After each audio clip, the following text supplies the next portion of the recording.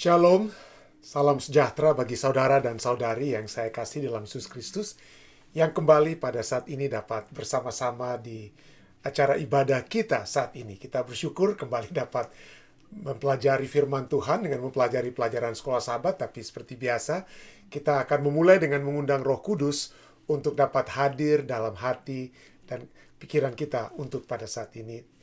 Mari kita bersatu dalam doa.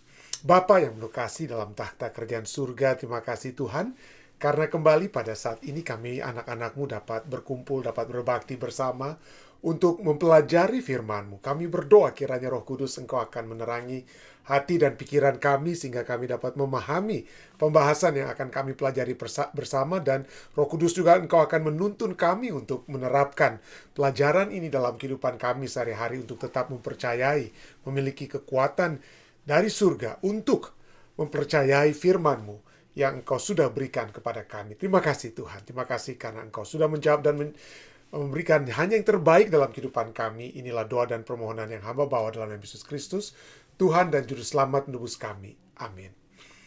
Baik saudara dan saudari yang saya kasih dalam Yesus Kristus, pada minggu ini kita tidak sempat bertemu untuk pelajaran pada hari Minggu, tapi untuk pelajaran pada hari Senin ini, kita terus akan mempelajari pendahuluan dari tentang kitab ya apa menjadi judul sesungguhnya dari pelajaran kita untuk sepanjang minggu ini, yaitu tentang Yosua sejati. Jadi kita membahas tentang tipologi Alkitabiah, tentang apa yang tipologi dalam Alkitab, itu pelajaran kita untuk hari Minggu. Dan pada hari saat ini kita akan mempelajari tentang tipe dan antitipe. Kita masuk pada pelajaran untuk hari Senin tanggal 1 Desember ini ya. Tidak terasa sudah memasuki bulan terakhir di tahun 2025 ini, dan kita akan mempelajari tentang tipe dan antitipe. Apa yang dapat kita ringkaskan dari penulis pelajaran sekolah sahabat kita untuk hari ini? Mari kita lihat bahwa Alkitab ini pelajaran sedikit ulangan apa yang kita telah miss ya pada hari Minggu ya, pelajaran hari Minggu. Alkitab menggunakan istilah tipe atau Yunani kata typos dan antitipe atau Yunani antitypos ya, untuk menunjukkan bagaimana pribadi, peristiwa dan lembaga dalam perjanjian lama itu menunjuk kepada satu realitas yang lebih dalam dan dalam perjanjian lebih dalam dan lebih penuh yang digenapi dalam perjanjian baru, khususnya dalam kehidupan, pelayanan, dan keselamatan melalui Yesus Kristus. Segala Alkitab itu adalah untuk keselamatan saudara dan saya, dan satu-satunya jalan keselamatan itu melalui Yesus Kristus. Jadi segala sesuatu yang digambarkan di dalam Alkitab perjanjian lama dapat kita lihat dapat memberikan penunjuk kepada keselamatan yang sesungguhnya yang akan diberikan melalui Yesus Kristus. Nah, mari kita lihat ringkasan pelajaran juga untuk hari ini. Katakan bahwa para penafsir Alkitab itu tidak dapat secara sembarangan memutuskan mana nih itu tipe ya, mana yang kemudian kita akan lihat antitipenya di perjanjian baru. Tidak ya. Kita tidak bisa dapat secara sembarangan memutuskan apa yang merupakan suatu tipe atau merupakan gambaran awal Alkitabiah, dan bagaimana tipe tersebut digenapi dalam perjanjian baru menjadi antitipe dan seterusnya. Jadi nggak boleh sembarangan. Jadi bagaimana caranya supaya kita mengetahui bahwa ini betul-betul sebuah tipe yang menunjuk kepada antitipe. Nah, Alkitab sendiri, pelajaran dapat kita ringkaskan, Alkitab sendiri memberikan prinsip dan batasan mengenai penerapan tipologi, dan kata lain ya, yang menunjukkan bahwa setiap tipe memiliki ada tiga fase penggenapan. Jadi kita untuk mengetahui apakah ini tipe yang sesungguhnya, maka ada ada tiga batasan, kata lain ya, untuk tiga fase penggenapan daripada gambaran awal tersebut. Yang pertama adalah fase kristologis. Apakah yang dituliskan dalam sesuatu, misalnya korban bakaran ya, apakah korban bakaran yang dituliskan dalam perjanjian lama ini itu merupakan satu tipe dari antitipe yang kegenapan sepenuhnya itu adalah Yesus Kristus. Nah, inilah kita lihat ada fase kristologisnya, yaitu digenapi dalam hidup dan pelayanan Kristus. Tapi bukan hanya kepada hidup dan pelayanan Kristus, kita masuk juga kepada fase eklesiologis. Eklesia artinya gereja ya. Pelajaran tentang ataupun pembelajaran tentang gereja ya. Jadi apakah tipe tersebut itu digenapi dalam pengalaman dan misi daripada pengikut-pengikut Kristus atau gereja ya. Apakah fase eklesiologis menyatakan bahwa tipe itu harus digenapi dalam pengalaman dan misi gereja. Dan yang ketiga adalah fase eskatologis. Jadi fase kristologis sudah melalui Yesus Kristus dipenuhi. Dan sekarang kita berada dalam fase eklesiologis. Apakah tipe itu dipenuhi dalam kehidupan kita saat ini, dalam gereja Kristen pada saat ini ya, pengikut-pengikut Kristus, bukan hanya gereja. Di gereja dalam arti itu adalah pengikut-pengikut apa ya? Kristus.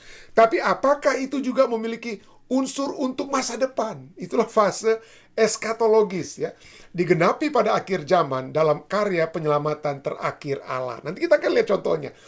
Pelajaran sekolah sahabat kita pada hari ini menyebutkan ada 3 contoh, tapi kita akan melihat nanti hanya 1 contoh ya.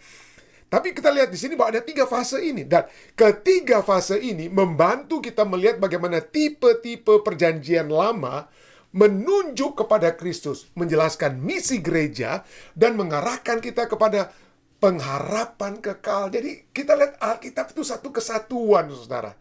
Segala sesuatu yang dituliskan di perjanjian lama dipenuhi juga dalam diri siapa Yesus Kristus, dialami, digenapi dan dialami juga oleh gereja, umat-umat Tuhan pada saat sepanjang masa, dan juga akan terus dialami hingga pada akhir zaman, pada penyelamatan terakhir Allah. Jadi ini ya. Jadi pelajaran kita contohnya ya, memberikan 3 contoh. Salah satu contoh adalah tentang Israel. Ada tipe Israel ini dituliskan banyak nih di perjanjian lama. Apa itu kira-kira Israel itu berhubungan dengan Kristus? Apakah itu juga berhubungan dengan gereja atau pengikut-pengikut Kristus? Dan apakah Israel itu berhubungan dengan apa? Eskatologis, peristiwa akhir zaman ya. Jadi mari kita lihat. Maka kalau jika kita ambil contohnya Israel, kalau pelajaran kita bukan hanya Israel, tapi ada juga Keluaran dan juga Bait Suci ya. Tapi kita hanya ambil satu contoh ini, Israel misalnya. Maka dari segi fase kristologisnya apa? Dari segi fase kristologis, Matius misalnya, Matius 2:15 menerapkan atau mengutip Hosea 11 ayat 1 yang mengatakan dari Mesir kupanggil anakku. Ya, ini bukan hanya Israel itu kan keluar dari Mesir, tapi Kristus juga pada saat dia dengan kata lain pada saat Herodes di zamannya waktu dia dilahirkan hendak membunuh semua anak laki-laki orang Yahudi. Jadi salah satu yang terjadi adalah Yesus dibawa lari kemana? Ke Mesir. Dan inilah Hosea 11 ayat 1 juga menunjuk kepada seperti Israel itu keluar dari Mesir, demikian juga Yesus pergi dari apa? Dari Mesir kembali ke mana? Kembali ke tanah perjanjian kata lainnya. Jadi dari Mesir ku panggil anakku. Dan ini merujuk juga kepada siapa? Kepada Yesus. Jadi Yesus di sini fase kristologisnya. Jadi Israel itu adalah tipe dan antitipe Israel juga adalah merujuk pada Yesus. Jadi Yesus menjadi Israel yang sejati, yang mewakili umat Allah dan hidup setia. Yesus memiliki kehidupan setia di mana dahulu Israel itu gagal. Di zaman dahulu Israel itu telah gagal, tapi Yesus tidak gagal. Jadi ada fase kristologis dari tipe Israel ya. Lalu kemudian ada fase apa? Eklesiologis tadi kita lihat ya. Fase eklesiologisnya adalah bahwa Galatia 6 ayat 16 misalnya menyebutkan gereja itu sebagai Israel milik Allah. Jadi zaman dulu ada Israel rohani, tapi ada Israel ya suatu bangsa, tapi sekarang ada Israel rohani. Israel rohaninya itu siapa? Itu adalah umat-umat pengikut Kristus, gereja ya. Artinya orang-orang yang ditebus, baik orang Yahudi maupun bukan Yahudi ya, menjadi komunitas perjanjian baru yang melanjutkan misi Allah. Jadi sekali lagi Israel dipenuhi dalam Yesus Kristus dan menjadi apa? Menjadi bagian dari segi fase kristologis. Pengikut-pengikut Kristus juga adalah sebagai Israel rohani. Dan kemudian fase yang berikutnya apa? Fase eskatologis. Bagaimana kita bisa lihat sini fase eskatologisnya. Di sini kita lihat dalam Wahyu 7 ayat 4-8 dan ayat 14, Wahyu 7 ini menyatakan tentang satu angka simbolis 144.000 sebagai gambaran Israel rohani pada akhir zaman ya. Itu 144.000 itu mewakili apa? 12 suku Israel. Itu simbolis ya, arti simbolis ya. Gambaran Israel rohani akhir zaman, umat yang dimeteraikan dan tetap setia melewati kesusahan yang besar. Jadi kata Israel ini, ada tipe Israel ini, ada apa? Fase kristologis, fase eklesiologis, dan fase eskatologis. Ya, semuanya menunjuk. Dan sinilah kita lihat kesatuan pembelajaran. Jadi tidak bisa kita hanya mempelajari perjanjian baru, ya 144.000 ini apa nih maksudnya? Kalau kita tidak tahu apa itu Israel rohani atau Israel yang sesungguhnya di zaman perjanjian lama ya. Jadi sinilah kita lihat ya. Dengan demikian, tipe daripada Israel itu satu tipe ya, digenapi pertama-tama dalam Kristus. Ya, fase kristologis. Kemudian apa? Digenapi dalam gerejanya, fase eklesiologis. Dan akhirnya dalam umat sisa pada akhir zaman, fase eskatologis. Ya, fase eskatologis. Pelajaran kita mengajak Anda untuk juga lihat itu dari kata keluaran atau dari tipe keluaran bangsa Israel yang keluar dari Mesir dan seterusnya. Dan juga bait suci. Anda bisa pelajari juga hal tersebut. Jadi ringkasan pelajaran ini menunjukkan bahwa apa? Bahwa Alkitab memiliki satu penulis ilahi. Ya, penulisnya bukan berbeda-beda. Menunjukkan satu kesatuan. Ajaran-ajaran di dalamnya itu sangat harmonis, saling harmonis satu dengan yang lain. Tipe dan antitipe adalah benang merah yang menjahit seluruh kitab suci menjadi satu kesaksian tentang Kristus dan keselamatan. Tipologi itu sangat penting. Kenapa? Karena apa? Karena memperdalam pengenalan kita tentang Yesus. Yang kedua, menunjukkan peran gereja. Oke, kita sudah melihat apa yang Yesus telah lakukan. Apa yang telah Yesus lakukan bagi keselamatan seluruh umat manusia. Sekarang bagaimana kita sebagai pengikut-pengikut Kristus membawa umat-umat manusia yang belum mengenal Kristus untuk dapat dibawa kepada Kristus. Ada peran gereja di situ. Dan juga yang ketiga, tipologi itu mengarahkan kita kepada apa? Pengharapan eskatologis pada akhir zaman.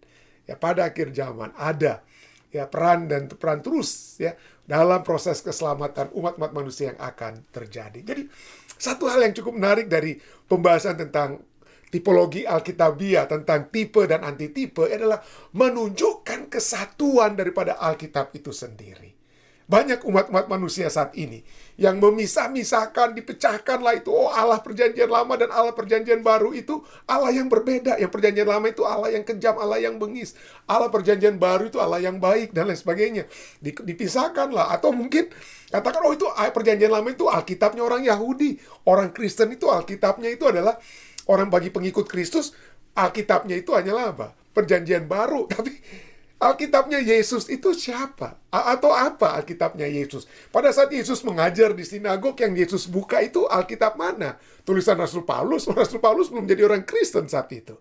Jadi yang kita lihat adalah bahwa segala sesuatu yang dituliskan dalam perjanjian lama itu merujuk kepada siapa? Merujuk kepada Yesus. Dan sinilah kita bisa melihat kenapa saya ingin membawa kita dalam satu pemahaman bahwa Alkitab itu adalah satu kesatuan. Ya. Alkitab adalah satu kesatuan. Kenapa? Karena itu adalah satu hal yang seringkali dipertanyakan bahkan oleh orang-orang Kristen sendiri pada saat ini. Ada seorang pemimpin Kristen yang cukup terkenal di Amerika Serikat, Andy Stanley ya. Dia pendiri daripada North Point Ministry. Waduh, banyak presiden-presiden Amerika Serikat ini yang suka dekat dengan North Point Ministry sini dengan Andy Stanley atau anaknya namanya sekarang Charles Stanley ya. Tapi coba suatu saat di tahun 2018 Andy Stanley ini menggempar ya. Kenapa dia katakan bahwa kita orang Kristen itu harus dipisahkan dengan apa? Dengan perjanjian lama ya.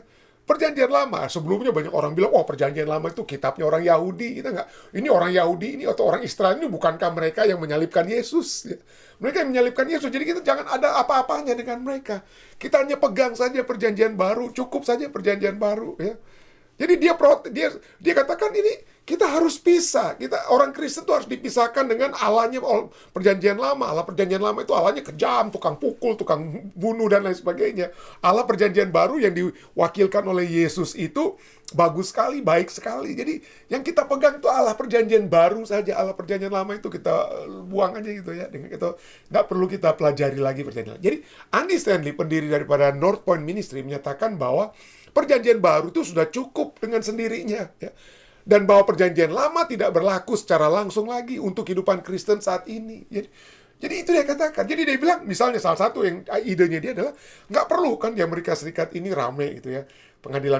Di tempat-tempat pengadilan atau sekolah, wah mesti ada 10 hukum. Ya bagus sepertinya. Tapi kan di Amerika harus dipisahkan antara agama dan negara ya. Tapi dia bilang udah, bagi dia nggak perlu lagi taruh 10 hukum. Yang perlu itu adalah mungkin khotbah Yesus di atas bukit. Itulah yang kita tampilkan di sekolah-sekolah. Gantinya 10 hukum. 10 hukum itu adalah bagian dari perjanjian lama. Ya. Bagian daripada perjanjian lama. Jadi itulah idenya dia. Ya. Dia harus pisahkan. Ya. Ini sebenarnya bukan ide yang baru, saudara. Di abad kedua saja ya. Teolog Kristen abad kedua dari Sinope yang bernama Marcion ya. Dia itu dianggap sebagai bidat awal atau orang heretik ya. pengajaran sesat, pembawa pengajaran sesat yang pertama. Kenapa? Karena dia mengajarkan apa? Bahwa dalam perjanjian lama itu Allah itu kejam. Allah itu berbeda. Allah perjanjian baru yang diwakili oleh Yesus, yaitu Allah yang baik, itu berbeda dengan Allah perjanjian lama yang kejam. Ya. Allah pengasih, perjanjian baru itu Allahnya Allah pengasih. Ya.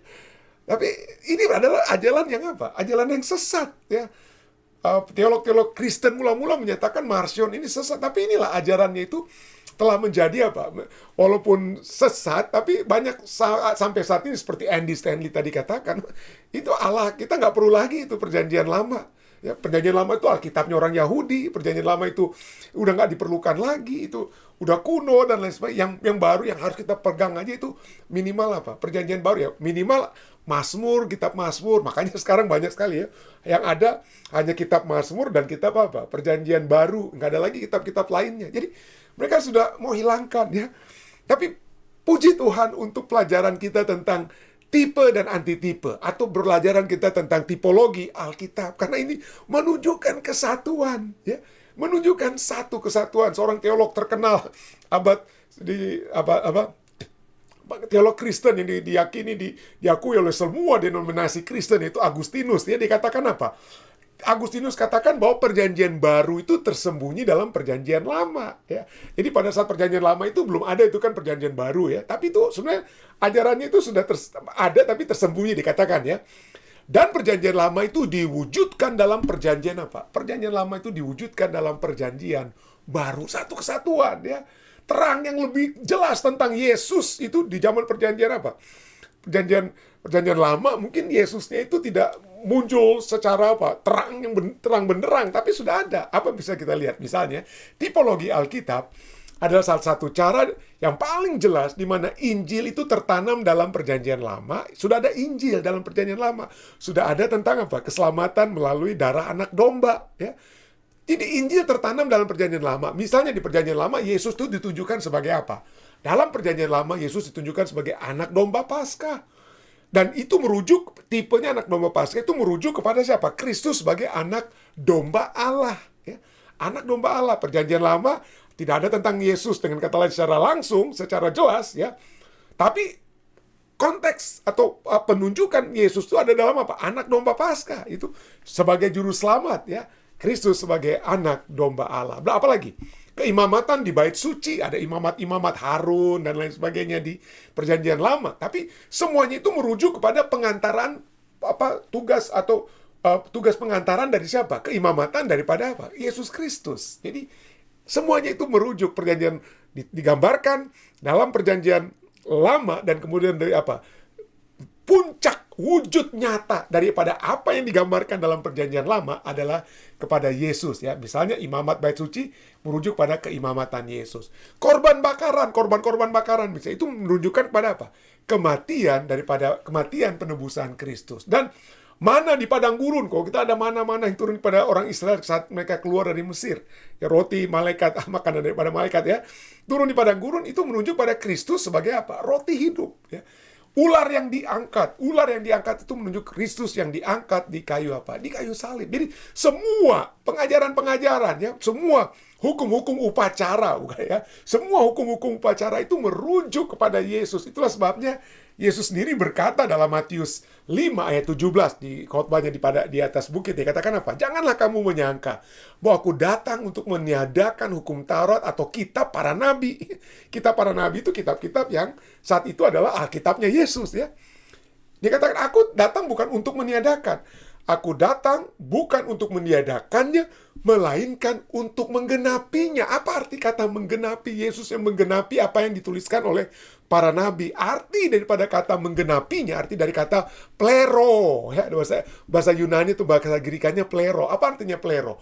Artinya to make full, to complete, to fill it up. Untuk mengisi penuh, untuk melengkapi, untuk mengisinya hingga penuh. Artinya, Yesus datang untuk apa? Memberi arti yang lebih lengkap. Dia memberikan arti yang lebih lengkap. Tidak heran, ya. Tidak heran waktu setelah Yesus mati kayak salib, murid-murid bingung. Loh, kok ini Mesias kita ini kok, kalau dia Mesias kenapa mati? Ya. Ada 2 murid, bukan dari ke-12 murid, ya. Ada 2 murid dalam perjalanan ke Emmaus, ya.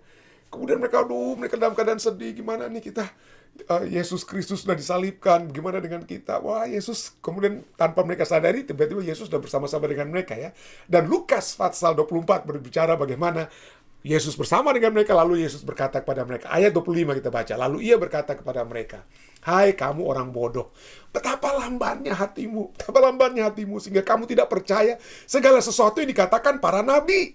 Kita perjanjian lama sudah menuliskan tentang aku dengan kata lain ya. Mesias itu harus, ayat 26-nya kalau Anda baca, Mesias itu harus mengalami semua ini, penderitaan ini, harus mati di kayu salib. Sudah ditulis. Kitab Yesaya sudah menulis tentang hal tersebut.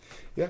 Akibatnya lah kemudian apa? Ayat 27, lalu ia menjelaskan kepada mereka apa yang tertulis tentang dia dalam seluruh kitab suci.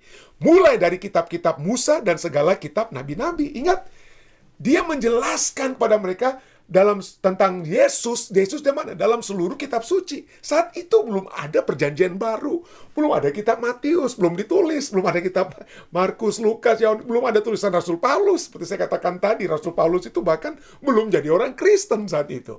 Jadi, tapi kitabnya Yesus itu adalah kitab perjanjian lama. Ya, kalau kita katakan kitab perjanjian lama itu hanya kitab untuk orang Yahudi, loh itu kitabnya Yesus. Kalau kita adalah pengikut Kristus, kita kan harus juga mengikuti apa yang tertulis tentang kitabnya apa? Kitabnya Yesus ya. Jadi itulah salah kaprah kalau kita katakan kita tidak perlu lagi perjanjian lama. Kita tidak perlu lagi, itu kitabnya orang Yahudi. Tapi itu kitabnya Yesus. Perjanjian lama adalah kitabnya Yesus. Itulah Yesus menulis, menyatakan ya bahwa tentang apa yang tertulis tentang dia dalam seluruh apa? Kitab suci. Dia jelaskan kepada mereka. Mulai dari kitab Musa, ya kitab Kejadian, Keluaran, Imamat, Bilangan, Ulangan, dan segala kitab para nabi yang menunjukkan kepada siapa? Yesus. Semuanya merupakan tipe, yang merupakan antitipenya adalah siapa? Adalah Yesus Kristus. Itulah sebabnya tipe dan antitipe, tipologi Alkitabiah ini menyatukan perjanjian lama dan perjanjian baru. Kalau itu sudah disatukan oleh Yesus, Yesus menjelaskan tentang dirinya dari perjanjian lama. Dan apa yang dinyatakan Yesus itu dituliskan dalam perjanjian baru, dalam kitab Lukas 24. Kalau itu sudah disatukan oleh Allah, jangan manusia jangan manusia pisahkan. Jadi jangan berpikir, wah tapi kan perjanjian lama itu beda, pendeta Allah kita itu kejam. Itu kan salah kaprah kita kalau kita ngomong seperti itu. Allah perjanjian lama itu bukanlah Allah yang kejam. Kitab Nehemia misalnya berbicara, Nehemia 9 ayat 17 kalau Anda baca sebelumnya ya. Ayat 17 ini bagian pertama ini kata, wah ini orang-orang Israel ini tegar tengkuk ya, keras kepala mereka, nggak mau dengar, mereka mau tetap tinggal aja di Mesir. Itu ditulis dalam Nehemia 9 ayat 17. Tetapi, kita baca lanjutannya. Tetapi engkaulah Allah yang sudi mengampuni, yang pengasih dan penyayang, yang panjang sabar dan berlimpah kasih setianya. Engkau tidak meninggalkan mereka. Jadi jangan bilang Allah perjanjian lama itu Allah kejam yang gak perlu lagi ya. Itu adalah salah kaprah, saudara. Kita sedang menolak kitabnya Yesus Kristus. Bagaimana kita pengikut Yesus Kristus? Menolak Alkitabnya Yesus. Sedangkan Yesus sendiri membahas pada saat dia berada dalam dunia, pada saat dia masuk ke sinagog, dia membuka dari apa? Kitab Nabi Yesaya, kitab-kitab perjanjian lama. Dia menjelaskan, memberikan kekuatan kepada umat-umat Tuhan dari kitab perjanjian lama. Tapi sekarang kita yang mengaku pengikut Kristus, dia bilang, udah kita buang aja itu kitabnya Yesus. Kenapa? Itu kitabnya orang Yahudi, orang Israel yang membunuh Yesus. Itu bukan satu hal yang tepat untuk kita lakukan. Yesus, kita perjanjian lama dengan lain sudah menyatakan Allah itu juga Allah yang kasih. Jadi bukan hanya perjanjian baru. Kita perjanjian lama juga menyatakan Allah kita adalah Allah pengasih dan penyayang, panjang sabar, berlimpah kasih setianya. Ya, berlimpah. Bukan hanya Nehemia 9 ayat 17. Kita baca lagi dalam Yesaya 54 ayat 10.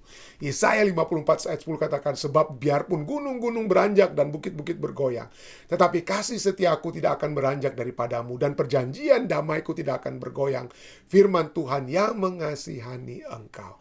Kasih setiaku tidak beranjak. Ada kasih setia Tuhan. Aduh, kalau saya mau bahas tentang apa yang dikatakan di perjanjian lama tentang kasih Tuhan, mungkin gak akan habis pelajaran kita ya. Karena begitu banyak ide-ide pernyataan langsung dari Tuhan sehubungan dengan hal tersebut.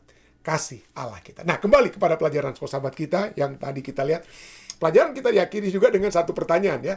Apakah yang Anda lakukan ketika terkadang Anda merasa sulit untuk memahami makna dari ayat-ayat tertentu. Jadi kayak tipe dan antitipe dan lain sebagainya.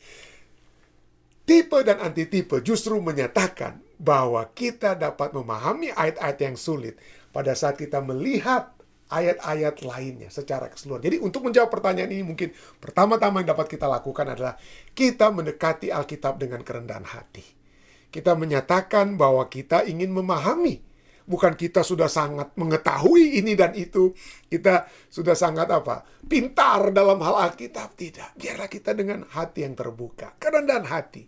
Untuk menerima firman Tuhan. Menyatakan bahwa mungkin saya tidak tahu semuanya tentang firman Tuhan. Tapi saya ingin untuk memiliki pemahaman dari firman tersebut. Jadi mendekatilah Alkitab dengan kerendahan hati. Yang kedua. Membiarkan Alkitab menafsirkan dirinya sendiri. Kalau ada satu ayat yang sulit, coba baca ayat sebelumnya atau ayat sesudahnya. Baca seluruh fatsal. Lalu kemudian mungkin dengan konkordansi Alkitab cari misalnya kata yang sulit tersebut ya. Kata yang sulit tersebut di mana dia munculnya di dalam Alkitab, dalam ayat-ayat yang lain yang ada dalam Alkitab. Jadi kita bandingkan Alkitab dengan Alkitab. Jangan bilang Alkitab ini bilang ini tentang ini ya. Misalnya tentang marah misalnya. Apa artinya marah yang kudus? Ya, marah yang kudus itu apa? Bagi saya, bagi pemahaman saya marah yang kudus ini begini. Jangan. Apa yang Alkitab katakan tentang marah yang benar dan marah yang tidak benar, marah yang kudus. Biarlah satu ayat Alkitab yang sulit dapat dijelaskan oleh ayat-ayat Alkitab lainnya. Sehingga kita dapat memiliki satu kesatuan. Karena seluruh Alkitab adalah satu kesatuan. Kita dapat memiliki satu penafsiran yang benar kalau kita membiarkan Alkitab menafsirkan dirinya sendiri. Ayat dibandingkan dengan ayat. Ayat yang sulit dijelaskan dengan ayat-ayat atau konteks daripada di mana ayat itu berada atau pengalaman ataupun pemahaman lainnya dari kitab ataupun bagian fatsal-fatsal yang lain. Jadi biarkanlah Alkitab menafsirkan dirinya sendiri. Berikutnya adalah percaya bahwa seluruh Alkitab itu adalah harmonis. Percaya seluruh kitab suci itu harmonis. Penulisnya kan satu. Allah yang nulis dengan Roh Kudus yang memberikan ya, Alkitab diberikan kepada para nabi melalui Roh Kudus, lalu para nabi menulis ataupun scribes ataupun sekretaris para nabi ya, seperti Baruk sekretarisnya Yeremia menulis apa yang dinyatakan itu Roh Kudus yang Roh Kudus yang menuntun, dan pada saat itu disalin ya, itu juga disalin dengan tuntunan Roh Kudus. Dan bagi kita yang membaca firman Tuhan, kita harus minta Roh Kudus untuk memberikan penerangan supaya kita memahami. Jadi kita lihat di sini semuanya itu adalah satu kesatuan. Dan berikutnya kita harus selalu berdoa untuk tuntunan Roh Kudus ya. Jangan pernah membuka Alkitab tanpa berdoa.